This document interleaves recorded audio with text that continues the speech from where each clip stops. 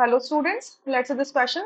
The question says, out of the following, the alkene that exhibits geometrical isomerism is.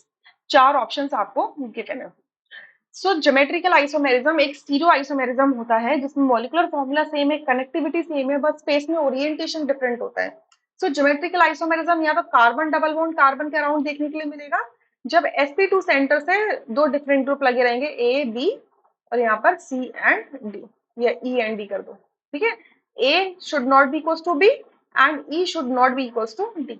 Other conditions can be possibility. ठीक है, या फिर आपका कोई cyclic system होगा तब उसमें देखने के लिए मिल सकते हैं, या तो ऐसे हो या कोई भी साइक्लिक सिस्टम है और उनपे क्या हो, एटलीस्ट आपके दो कार्बन के ऊपर क्या हो, सब्सटीट्यूशन हो, दो कार्बन के ऊपर क्या हो, सब्सटीट्यूशन हो, तब जाके देखने के लिए मिलेगा.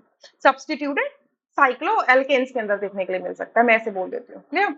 तो अब यहाँ पे चार ऑप्शन जो लिखे हैं वो देख रहे हो, pentene pentene pentene pentene मतलब carbon double bond carbon system है. देख लेते हैं किसमें पॉसिबिलिटी है ज्योमेट्रिकल आइसोमेरिज्म की.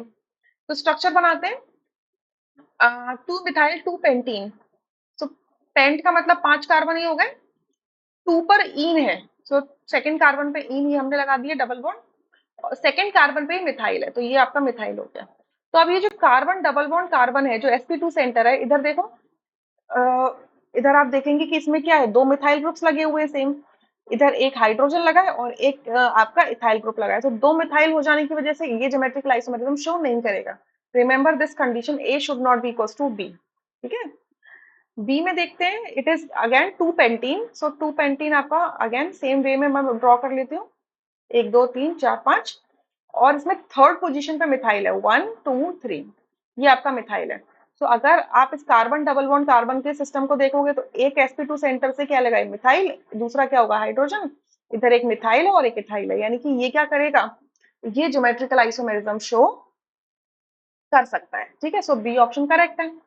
या यानी कि क्या हो सकता है कि दोनों मिथाइल सेम डायरेक्शन में भी हो सकते हैं ना, ऑपोजिट डायरेक्शन में भी हो सकते हैं. जो सेम में होंगे तो सिस और ऑपोजिट में होंगे तो ट्रांस. सी ऑप्शन देख लेते हैं, it is 1 pentene 4 methyl 1 pentene. So 1 pentene हो जाएगा कुछ ऐसे, ये हो गया 1 पेंटीन एंड 4 पे मिथाइल, 1 2 3 4, 4 पे मिथाइल.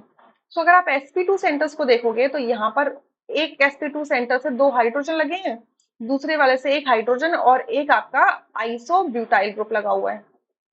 ठीक है, सो यानी कि दो हाइड्रोजन सेम होने की वजह से ये ज्योमेट्रिकल आइसोमेरिज्म शो नहीं कर सकता. डी में देखते हैं, 3 मिथाइल 1 पेंटीन दिया हुआ है. सो 1 पेंटीन इज दिस एंड 3 पे 1 2 3 3 पर मिथाइल लगाया हुआ है, ये मिथाइल लगा है. तो आप क्या देख रहे हो, टर्मिनल वाला जो sp2 सेंटर है इससे दो हाइड्रोजन लगे हैं. सो इस वजह से आपका डी ऑप्शन रूल आउट हो जाता है क्योंकि सेम ग्रुप्स लगा दिए गए हैं एक sp2 सेंटर से. So only B option is the correct answer, rest are incorrect. Thank you.